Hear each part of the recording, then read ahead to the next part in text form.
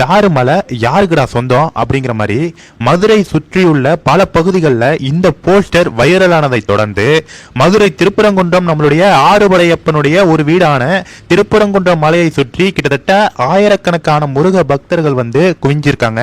முக்கியமா அந்த போஸ்டரை நான் உங்களுக்கு டெலிகாஸ்ட் பண்றேன். இந்த போஸ்டரை நீங்களே பாருங்க.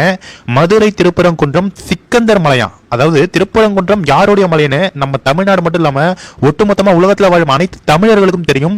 திருப்பரங்குன்றத்தில் நீ சிரித்தாள் முருகா அப்படிங்கிற அந்த பாடலு மற்றும் திருப்பரங்குன்றத்தில் நடந்த திருமணமாக இருக்கட்டும், இது யாருடைய மலை அப்படிங்கறத ஒவ்வொரு முருக பக்தர்கள் ஒவ்வொரு ஹிந்துக்களுடைய ரத்தத்துல கலந்திருக்கும். இந்த மலை யாருடைய மலை என்று சிக்கந்தர் மலைன்னு அடிச்சிருக்காங்க. இதை படிக்கிறப்பே நம்மளுக்கு எல்லாம் எவ்வளவு டென்ஷன் ஆகுது. மதுரை திருப்பரங்குன்றம் சிக்கந்தர் மலை ஹஜரத் சிக்கந்தர் பாதுஷா பள்ளிவாசலில் மத வழிபாட்டு உரிமையை காக்க சிக்கந்தர் மலையில் ஆடு கோழி அறுத்து சமூக நல்லிணக்கத்திற்கான சம்மந்தி விருந்து போடப்படுகிறது. மதுரை வாழ் அனைத்து மத சகோதரர்களும் இஸ்லாமிய சகோதரர்களும் திரளாக கலந்து கொள்ளுமாறு அன்புடன் கேட்டுக்கொள்கிறோம். ஹஜ்ரத் சுல்தான் சிக்கந்தர் பாதுஷா தர்கா பள்ளிவாசல். நம்மளுடைய திருப்பரங்குன்றம் நம்மளுடைய முருகனுடைய ஒரு வீட்டை நம்ம வந்து மீட்க வேண்டும்.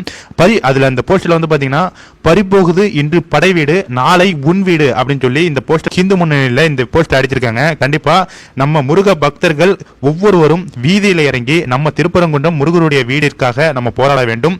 இந்த வீடியோவை ரெடி பண்றதே எனக்கு ஒரு மிகப்பெரிய ஒரு புண்ணியம் தான். கண்டிப்பா இந்த வீடியோ பார்க்கறவங்க ஷேர் பண்ணாலும் உங்களுக்கு முருக பக்தர்களுடைய அருள் கண்டிப்பாக கிடைக்கும். ஏன்னா இது